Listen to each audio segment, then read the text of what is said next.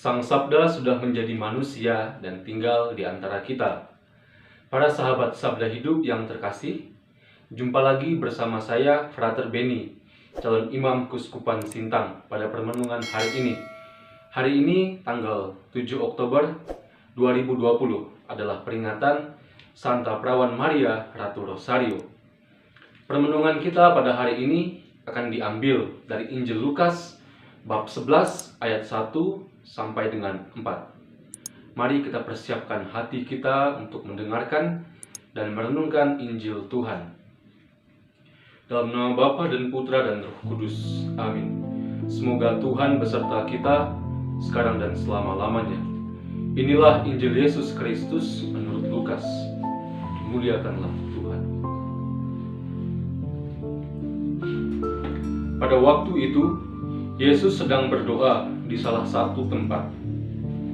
Ketika ia berhenti berdoa, berkatalah seorang dari murid-muridnya kepadanya, "Tuhan, ajarlah kami berdoa sebagaimana Yohanes telah mengajar murid-muridnya."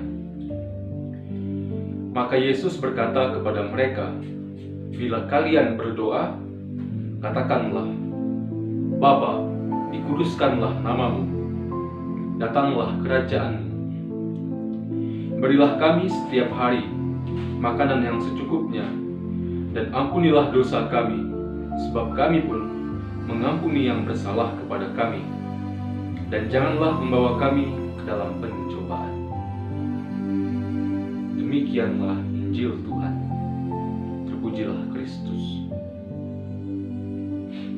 Para sahabat Sabda Hidup yang terkasih, saya pribadi melihat Injil pada hari ini sangatlah menarik.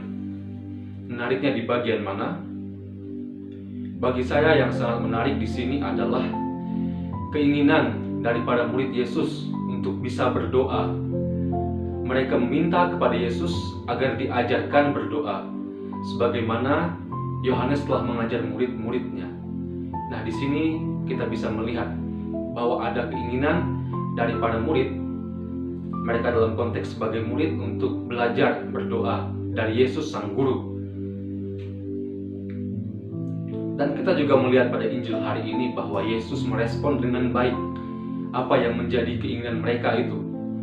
Yesus akhirnya setelah ia selesai berdoa di suatu tempat, ia mengajarkan mereka berdoa, yaitu doa Bapa kami.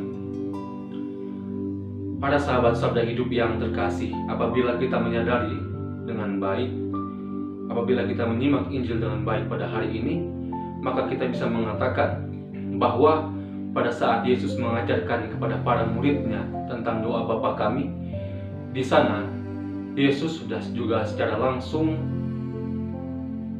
menaikkan martabat. Yesus telah secara langsung mengupgrade martabat para murid, juga kita semua yang adalah murid-muridnya, dari manusia yang berdosa menjadi anak-anak Allah. Oleh karena Yesus, kita semua bisa berdoa kepada Allah dengan menyebutnya sebagai Bapa. Apa maksudnya? Maksudnya adalah karena Yesus, kita semua diberikan kedekatan relasi kepada Allah, sehingga kita berani menyebutnya sebagai Bapa. Para sahabat Sabda Hidup yang terkasih, apabila juga kita menyimak doa Bapa kami yang kita dengarkan dalam Injil Lukas barusan tadi, di sana tercakup atau terkandung permohonan inti yang terkait dengan permohonan pokok manusia. Apabila kita mendengar ajaran-ajaran Yesus dalam kitab suci, kita tentu tahu bahwa terdapat hukum cinta kasih sebagai hukum yang tertinggi, yaitu mengasihi Allah dan juga mengasihi sesama. Nah, sekarang kita bisa melihat doa Bapa kami. Apabila kita menyimak dengan baik, rupanya dalam doa Bapa kami itu juga terdapat pokok ini. Terdapat relasi antara manusia kita dengan Allah dan juga manusia dengan sesamanya manusia. Oleh karena itu, maka kita juga bisa mengungkapkan dengan iman dan pasti bahwa doa Bapa kami adalah doa yang sempurna. Karena selain juga ini diajarkan oleh Yesus, di dalamnya terkandung hukum yang tertinggi, yaitu hukum cinta kasih, mengasihi Allah dan juga mengasihi sesama. Para sahabat Sabda Hidup yang terkasih, lalu apa pesan Injil pada hari ini bagi kita? Apa yang menjadi ajakan Injili bagi kita pada hari ini? Saya merenungkan bahwa kita semua diajak untuk bisa selalu memperbaharui relasi kita dengan Allah dan juga dengan sesama. Kita tentu sadar dan tahu bahwa kerap kali relasi ini juga tidak berjalan dengan mulus. Ya, artinya ada cacat celah sedikit ya. Antara kita dengan Allah, cacat celahnya adalah dosa. Dan juga antara kita dan sesama kita manusia adalah kesalahan-kesalahan kita, baik itu yang disengaja maupun yang tanpa kita sadari, rupanya menyakiti hati orang lain.